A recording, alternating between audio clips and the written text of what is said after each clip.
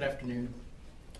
My name is Justin Sarafin. I'm an architectural historian and historic preservationist, and I work on advocacy and public policy statewide as Preservation Virginia's Director of Preservation Initiatives and Engagement. Since 2015, Preservation Virginia has been involved with historic resources in multiple Virginia counties potentially impacted by the ACP and the MVP. From a historic preservation perspective, the FERC review process for these projects under Section 106 of the National Historic Preservation Act has raised a number of red flags and has been flawed at best. The lack of notification and information sharing for landowners potentially affected has been spotty. Access to detailed information has been limited, and the opportunities for public comment have been restrictive and fundamentally non-public in nature, consisting of, in part, one-on-one interviews. These issues point to a general lack of access to what should be a public and transparent process. That we and other organizations have been denied consulting party status as part of the FERC review process has been noted by the Advisory Council on Historic Preservation, but seems not to have altered the artificially accelerated timeline of the project's approvals. The information regarding sites surveyed or artifacts recovered from significant historic and cultural landscapes that's been provided to potentially affected landowners and interested stakeholders, meaning those who are likely to have their property taken by eminent domain, that information continues to be incomplete and inconsistent.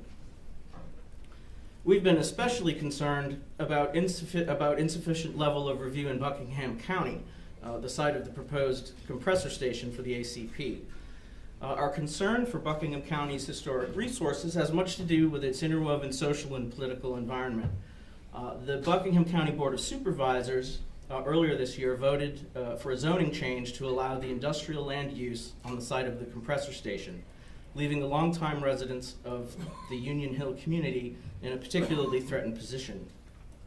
This situation speaks to the general lack of formal survey of the National Register of Historic Places eligible resources in areas associated predominantly with African American history. And this is rooted really in sort of a leftover 20th century bias toward the recordation of predominantly white history.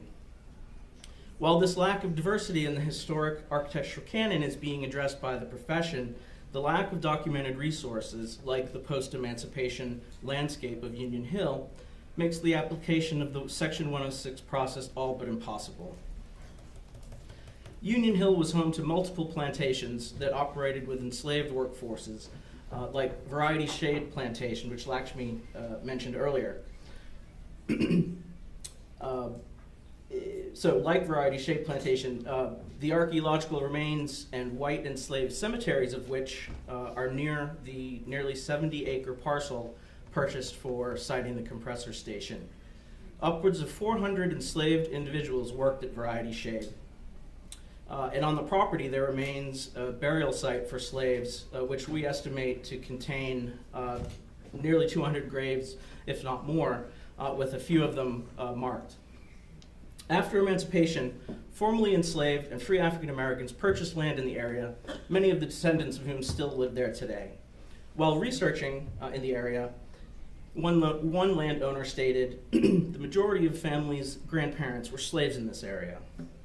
The historical narrative of the post-emancipation African American community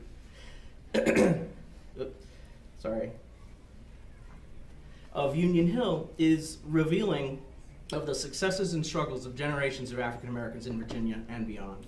These types of settlements have been scarcely studied in Virginia, but have the potential to provide an enormous amount of invaluable historical information on the lives of emancipation and Reconstruction era African Americans and the communities they forged.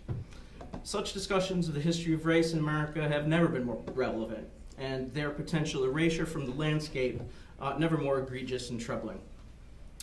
And I'll close quickly by saying every year Preservation Virginia releases an annual list of Virginia's most endangered historic places. In May 2016, we included a listing for historical, cultural, and natural resources impacted by energy infrastructure projects, mainly in direct response to the threats of the ACP and MVP, although there are plenty of others. That listing, which looks at the Union Hill area specifically, is of course still highly relevant and why we're here today. In summary, the ACP and the MVP threaten to destroy the identities of communities and people's attachment to place in areas like Union Hill and countless others along both of their paths. Thank you.